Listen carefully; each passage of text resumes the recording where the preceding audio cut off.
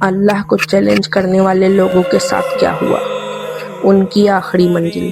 اور میں نے ایک ویڈیو ڈالا تھا، یہ اس کا اپڈیٹڈ ورژن ہے۔ اگر آپ کو یہ ویڈیو اچھی لگے تو ویڈیو بھی دیکھ لیجیے گا۔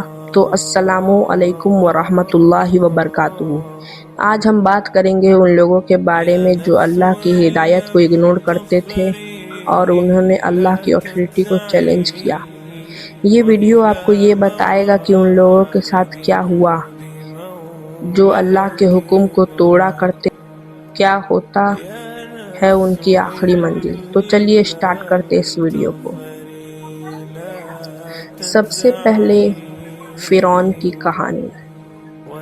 سب سے پہلے ہم بات کرنے والے ہیں فرعون کی، جو وہ اپنے آپ کو اللہ سے بھی زیادہ بڑا سمجھتا تھا۔ فرعون نے اللہ کے حکم کو نہ صرف اگنور کیا بلکہ اللہ کو چیلنج کیا۔ قرآن میں اللہ نے کہا، فرعون نے کہا میں تمہارا سب سے بڑا رب ہوں۔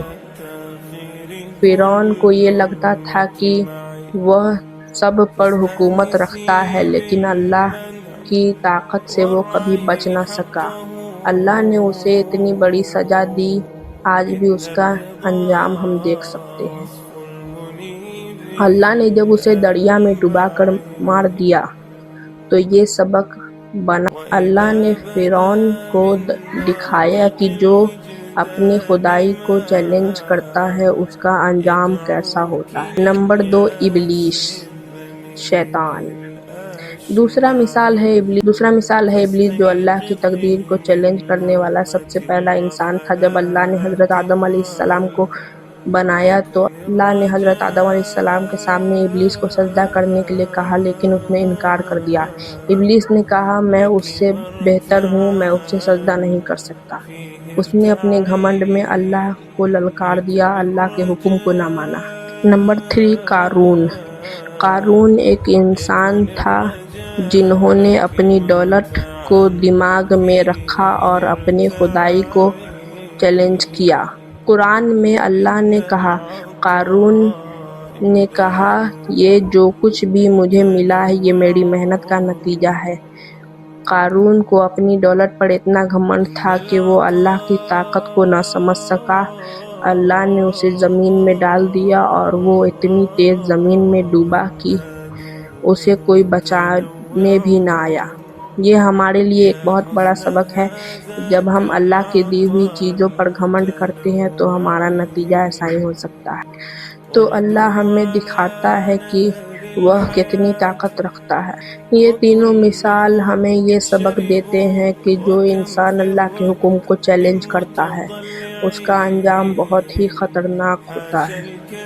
اللہ کی طاقت کو چیلنج کرنا صرف گھمنڈ نہیں بلکہ اپنی انسانیت کو ختم کرنا ہے۔ قرآن میں اللہ نے کہا، اور جو لوگ اللہ کے حکم کو نہیں مانتے ان کا انجام خوفناک ہوتا ہے۔ اللہ کی مدد اور رحمت کے بنا ہم کچھ بھی نہیں ہیں۔ ہم سب کو اپنی زندگی میں اپنی اچھا کو نہیں بلکہ اللہ کے حکم کو سب سے پہلے ماننا چاہیے۔ یہ سب ہمارے لیے ایک ضروری ریمائنڈر ہے۔ ہم سب کو اپنی زندگی میں اپنے حساب سے نہ رہ کر بلکہ اللہ کے حساب سے رہنا چاہیے۔ جب اللہ کی رہنمائی کو اپناتے ہیں تو زندگی میں سکون آتا ہے، اللہ کی مدد ملتی ہے۔ ہمیں اپنی زندگی میں اپنے ایگو کو مارنا ہوگا، اپنی طاقت کو اللہ کی طاقت کے آگے رکھنا ہوگا۔ اللہ کی طاقت سمجھانا اور اس کی مدد کی تلاش کرنا سب سے ضروری چیز ہے۔ تو دوستو، جو لوگ اللہ کے حکم کو چیلنج کرتے ہیں ان کا انجام سب کے لیے ایک سبق ہے۔ ہم سب کو اپنی زندگی میں اللہ کے حکم کو اپنانا چاہیے۔ اگر یہ ویڈیو آپ کو تھوڑی بھی پسند آئے تو ضرور اپنے دوستوں کے ساتھ شیئر کریں۔ اللہ ہم سب کو قرآن کے طریقے پر چلنے کی توفیق عطا فرمائے۔